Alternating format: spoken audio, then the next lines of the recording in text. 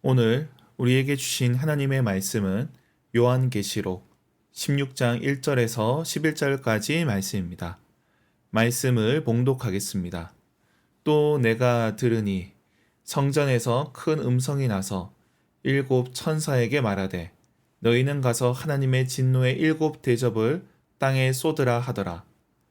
첫째 천사가 가서 그 대접을 땅에 쏟음에 짐승의 표를 받은 사람들과 그 우상에게 경배하는 자들에게 악하고 독한 종기가 나더라. 둘째 천사가 그 대접을 바다에 쏟음에 바다가 곧 죽은 자의 피같이 되니 바다 가운데 모든 생물이 죽더라. 셋째 천사가 그 대접을 강과 물 근원에 쏟음에 피가 되더라. 내가 들으니 물을 차지한 천사가 이르되 전에도 계셨고 지금도 계신 거룩하신 이여 이렇게 심판하시니 의로우시도다. 그들이 성도들과 선지자들의 피를 흘렸으므로 그들에게 피를 마시게 하신 것이 합당하니이다 하더라. 또 내가 들으니 제단이 말하기를 그러하다. 주 하나님 곧 전능하신 이시여 심판하시는 것이 참되시고 의로우시도다 하더라.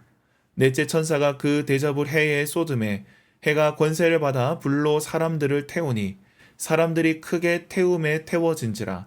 이 재앙들을 행하는 권세를 가지신 하나님의 이름을 비방하여 또 회개하지 아니하고 주께 영광을 돌리지 아니하더라. 또 다섯째 천사가 그 대접을 짐승의 왕자에 쏟으니 그 나라가 곧 어두워지며 사람들이 아파서 자기 혀를 깨물고 아픈 것과 종기로 말미암아 하늘의 하나님을 비방하고 그들의 행위를 회개하지 아니하더라. 아멘. 매일 성경 순서에 따라 계시록 16장을 살펴보겠습니다. 어제 말씀이 일곱 대접 재앙의 도입이라면 오늘 본문부터는 본격적인 재앙이 시작됩니다. 이러한 재앙은 앞서 일곱 나팔과도 겹치지만 이러한 재앙의 내용은 구약의 출애굽과 관련되어 있습니다. 출애굽 당시 하나님께서 애굽에 내린 재앙을 모티브로 하고 있습니다. 그런데 오늘 본문에서 이러한 재앙이 임함에도 사람들은 회개하기는커녕 더욱 완악해지고 있습니다. 그 내용을 살펴보겠습니다.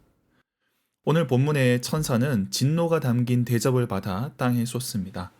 진노를 쏟는다는 표현은 예레미야 10장 25절의 말씀을 인용하는 겁니다. 나라들에게 주의 분노를 쏟으소서라는 말씀이 있습니다. 이 말씀이 계시록에 인용되고 있습니다. 근데 여기서 분노를 쏟는 행위는 하늘에서 시행되고 있습니다. 실제 심판은 땅에서 이루어지지만 그 결정은 하늘에서 이루어진다는 겁니다. 이는 전형적인 묵시의 방식입니다. 땅에서 벌어지는 일이 전부가 아니라 하늘에서 그 본질적인 사건들이 다루어진다는 겁니다. 눈에 보이는 세계가 전부가 아니라 보이지 않는 본질적인 사건이 있다는 겁니다. 이 모든 것이 하나님의 뜻에 따라 이루어지고 있습니다. 또한 땅에 쏟는 행위는 제사 때 피를 뿌리는 행위를 가리킵니다. 레위기 말씀을 보면 제단에 피를 쏟는 것은 성결하기 위함입니다. 그렇다면 천사가 진노를 쏟는 것은 이 심판이 하나님의 주권적인 역사이고 땅을 정결케 하는 행위임을 보여주고 있습니다. 그런 가운데 첫 번째 대접으로 넘어가게 됩니다. 여기서 첫 번째 대접은 이 땅에서 우상을 섬기는 자들에게 고난으로 임합니다. 여기서 첫 번째 재앙은 애굽에 내린 재앙 중 독종 재앙과 관련이 있습니다. 하나님을 대적한 자들, 저들이 심판을 받는 겁니다. 여기서 심판은 악을 행한 자들에게 제한되어 있습니다. 저들에게 악한 종기가 납니다. 그런데 두 번째 재앙은 바다를 향합니다. 앞서 둘째 나팔이 바다를 쳤듯 두 번째 대접도 바다를 향합니다. 바다가 죽은 자의 피처럼 변합니다. 이는 출애굽기 7장의 재앙에 근거합니다. 나일강이 피로 변하고 물고기가 죽었다 나옵니다. 애굽에게 나일강이 생명줄이었듯 로마 제국에게 바다는 중요합니다. 그들의 풍요는 바다의 패권에서 나옵니다. 그런데 그 바다가 심판을 받았습니다. 그리고 세 번째 재앙은 강과 물근원을 향합니다.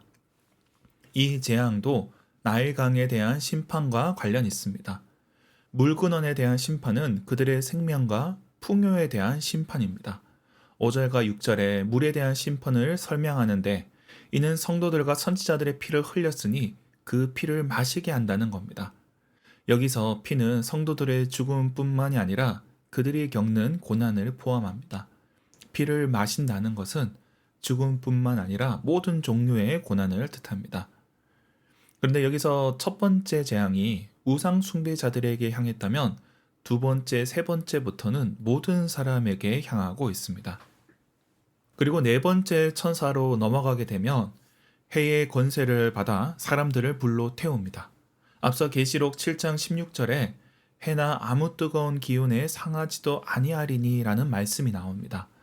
여기서는 믿는 자들을 하나님께서 돌보아 주신다는 뜻으로 사용되고 있습니다.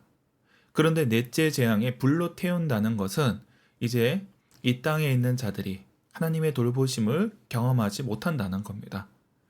이러한 일들을 겪고 사람들은 회개하기는커녕 오히려 하나님을 비방하고 대적합니다. 그 내용이 9절에 나옵니다.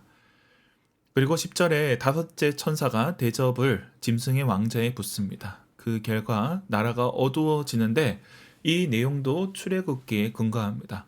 출애굽기 10장에 나온 암흑 재앙을 염두에 두어야 합니다. 애굽에서 태양은 그들의 신이었습니다. 그런데 이러한 암흑 재앙은 그들이 섬기는 태양에 대한 심판이었습니다. 그들에게 어둠이 임하여 고통스럽게 되었습니다. 여기서도 마찬가지입니다.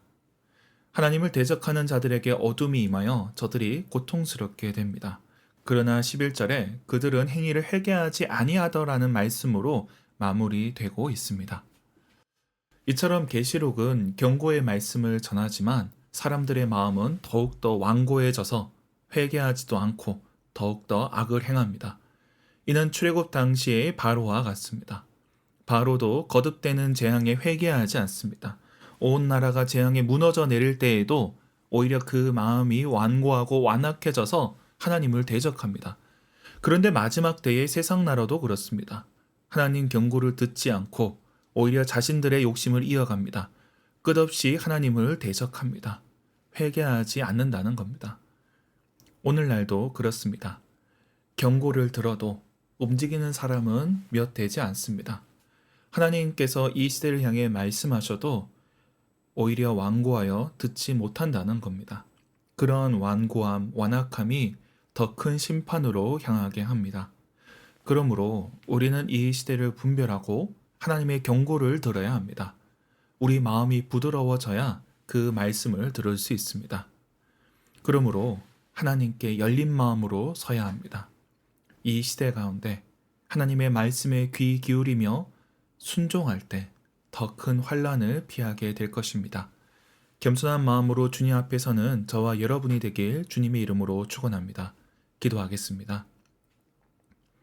하나님 아버지, 주님의 경고에 겸손히 반응하게 하옵소서.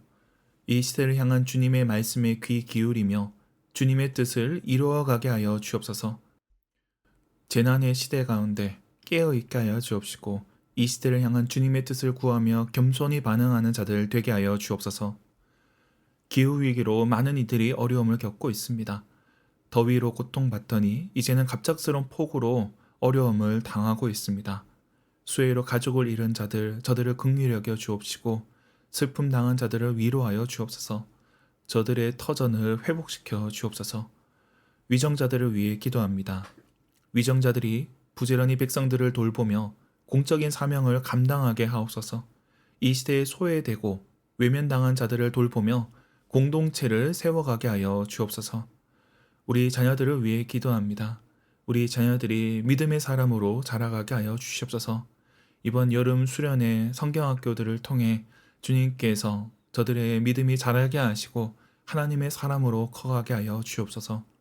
우리 가운데 연약한 지체들을 주님 긍휼히 여겨주시고 저들에게 은혜 내려 주시옵소서.